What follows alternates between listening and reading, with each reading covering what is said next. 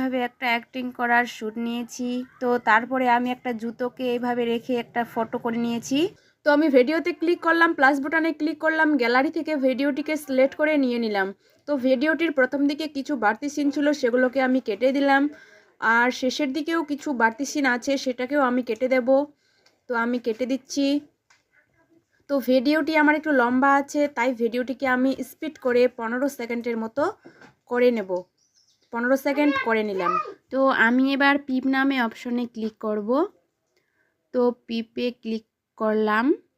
Click করার পর gallery চলে আসলো। গ্যালারির উপরে যে ফটো আছে, ফটোতে ক্লিক করলাম। ক্লিক করার পর যে ছবিটা আমি নিয়েছিলাম জুতোর, সেটাকে সিলেক্ট করে নিয়ে নিলাম। এরপর ছবিটাকে একটু জুম করে নেব।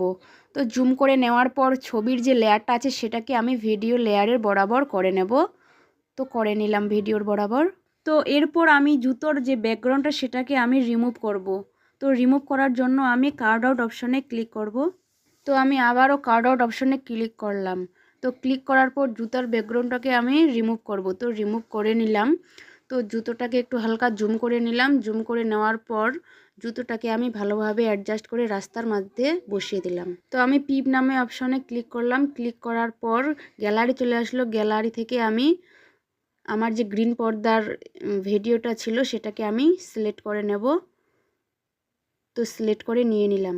তো এরপরে আমি ভিডিওটিকে হালকা জুম করে নিলাম। জুম করে নেওয়ার পর ক্রপ নামে অপশনে ক্লিক করলাম।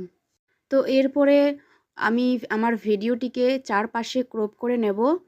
তো আমি সাইডের চারপাশটা ক্রপ করে নিচ্ছি। তো বাইরের কোনো অংশ রাখা যাবে না, শুধু গ্রিন পর্দার অংশটুকুই নিতে হবে। তো আমি ক্রপ করে নিয়ে নিলাম। তো আমি কার্ড আউট অপশনে ক্লিক করলাম।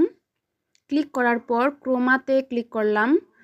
ক্লিক করার পর ভিডিওর উপরে যে গোল চাকাটা এসেছে, সেটাকে আমি গ্রিন পর্দার উপর রেখে উপরের যে সাদা দাগটা আছে, সেটাকে একটু বাড়িয়ে দিয়ে গ্রিন পর্দাটাকে রিমুভ করে নিয়ে নিলাম।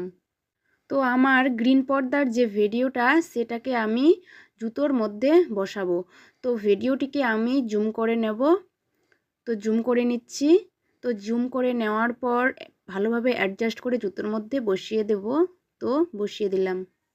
তো এবার আমি মার্কসে ক্লিক করলাম। মার্কসে ক্লিক করার পর প্রথমে যে অপশানটা, সেটাতে ক্লিক করলাম। ক্লিক করার পর ভিডিওর উপরে যে দাগটা চলে এসেছে, তো দাগটাকে আমি একদম জুতোর উপরে রাখবো। রেখে তো দাগের নিচে যে কালো দাগটা, সেটাকে একটু হালকা বাড়িয়ে দেব। তো বাড়িয়ে দেওয়ার পর জুতোটার তুলনায় আমার ছবিটাকে আমি একটু ছোট করে নেব। তো ছোট করে নিয়ে ভালোভাবে অ্যাডজাস্ট করে বসিয়ে দিলাম। তো